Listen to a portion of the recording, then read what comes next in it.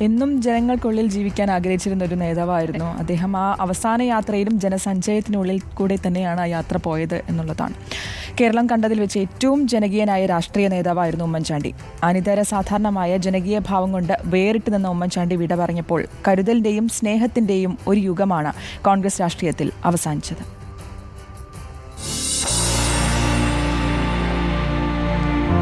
ആൾക്കൂട്ടത്തിന് നടുവിലായിരുന്നു എന്നും ഉമ്മൻചാണ്ടി.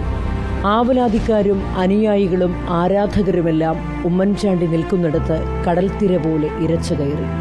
ഇങ്ങനെയൊരു ജനകീയ നേതാവിനെ അതിനു മുമ്പോ ശേഷമോ കേരളം കണ്ടിട്ടില്ല. സർക്കാർ ചട്ടങ്ങളുടെ കാർക്കശ്യത്തിന്റെ ചങ്ങല പൊട്ടിച്ചെറിഞ്ഞ് ഏറ്റവും ജനകീയനായ മുഖ്യമന്ത്രിയായി. KSUവിന്റെയും യൂത്ത് കോൺഗ്രസിന്റെയും സംസ്ഥാന അധ്യക്ഷ സ്ഥാനം വഹിച്ച് ഒരു തലമുറയെ ആവേശത്തോടെ നയിച്ചു.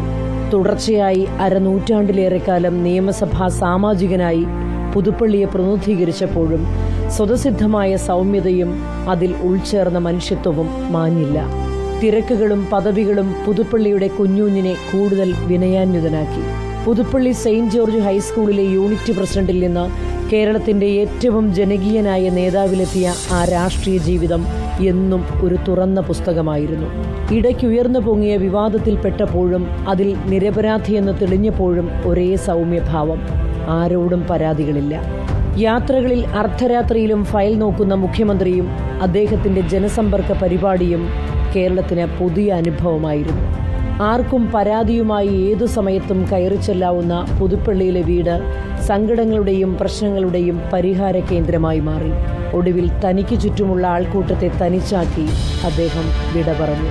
ഇന്നോളം കേരളം കാണാത്ത ജനസാഗരം കക്ഷി രാഷ്ട്രീയം മറന്ന് അദ്ദേഹത്തെ കണ്ണീരോടെ യാത്രയാക്കാൻ പുതുപ്പള്ളിയിലേക്ക് അന്ന് ഒഴുകിയെത്തിയിരുന്നു. Reporter Leby Sajeendran, in Reporter, Kochi.